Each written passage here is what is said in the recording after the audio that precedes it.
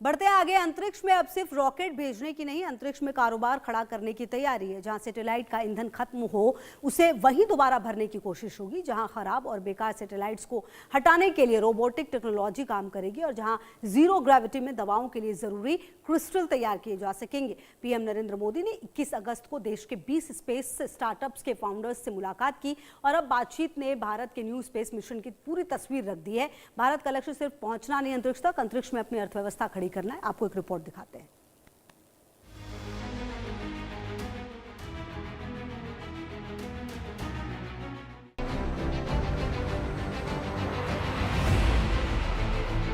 मैं समझता हूं कि हमें ऐसा एक ऑरा खड़ा कर देना चाहिए कि इस फील्ड में दुनिया भर के लोगों को एक जिंदगी बनानी है तो हिंदुस्तान जाओ।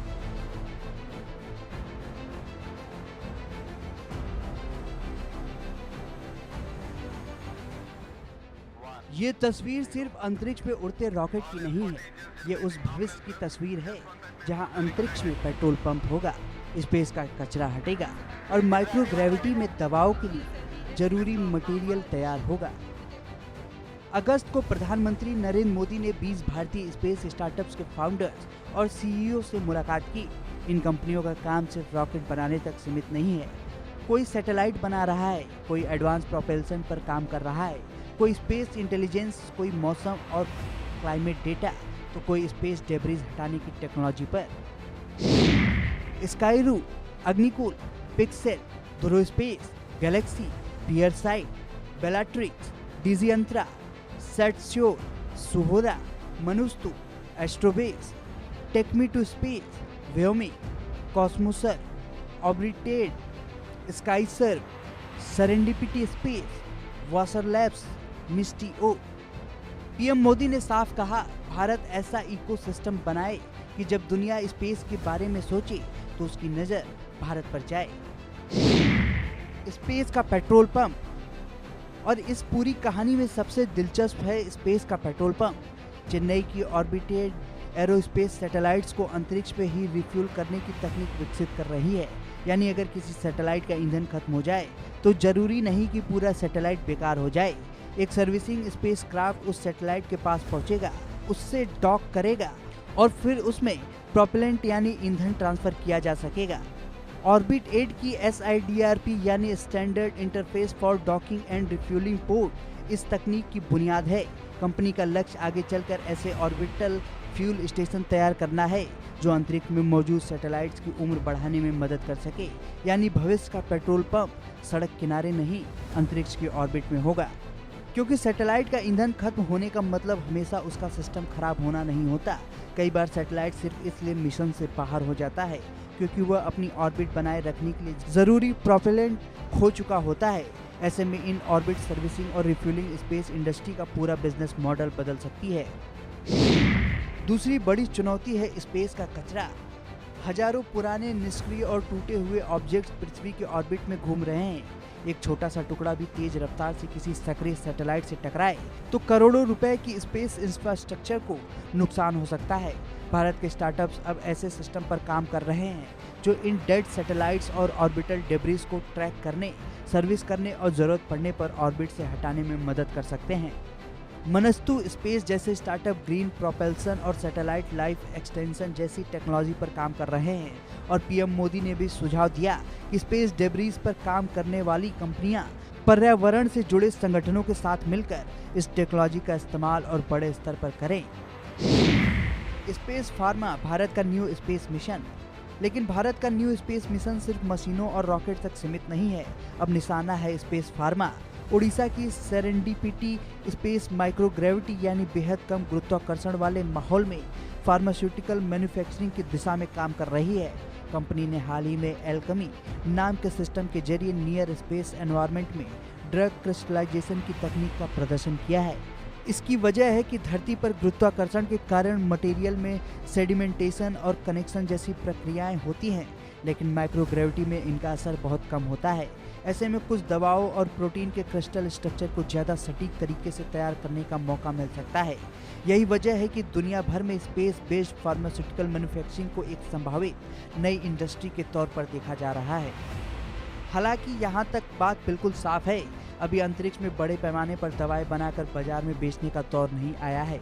फिलहाल ये तकनीक टेक्नोलॉजी, डेमोन्स्ट्रेशन और रिसर्च के चरण में है, लेकिन अगर माइक्रोग्रेविटी में तैयार किए गए क्रिस्टल्स से दवाओं की स्टेबिलिटी, सॉल्युबिलिटी या फॉर्मुलेशन में वास्तविक फायदा साबित होता है तो आने वाले वक्त में अंतरिक्ष फार्मा इंडस्ट्री की मैन्युफैक्चरिंग लैब बन सकता है।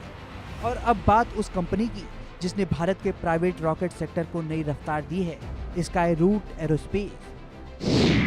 18 जुलाई 2026 को स्काई रूट का विक्रम-1 भारत का पहला प्राइवेट तौर पर विकसित ऑर्बिटल लॉन्च व्हीकल बनकर इतिहास रच चुका है।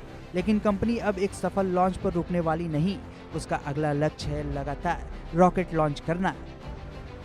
स्काई रूट ने अपने इन्फिनिटी कैंपस में हर महीने एक ऑर्बिटल रॉकेट बनाने की क्षमता विकसित की है। यानी अब तैयारी सिर्फ रॉकेट बनाने की नहीं, बल्कि लॉन्च की रफ्तार बढ़ाने की है। लक्ष्य है हर महीने लॉन्च, फिर हर हफ्ते लॉन्च और आगे चलकर इससे भी ज़्यादा तेज लॉन्च कैडेंस। और यही बदलाव सबसे अहम है, क्योंकि स्पेस इंडस्ट्री में ताकत सिर्फ रॉकेट बनाने से नहीं आती। रॉकेट कितनी तेजी से, कितनी बार और कितनी कम लागत में लॉन्च किया जा सकता है, ये भी उतना ही महत्वपूर्ण है। भारत इसी कमर्शियल लॉन्च मार्केट में अपनी जगह बनाने की तैयारी कर रहा है।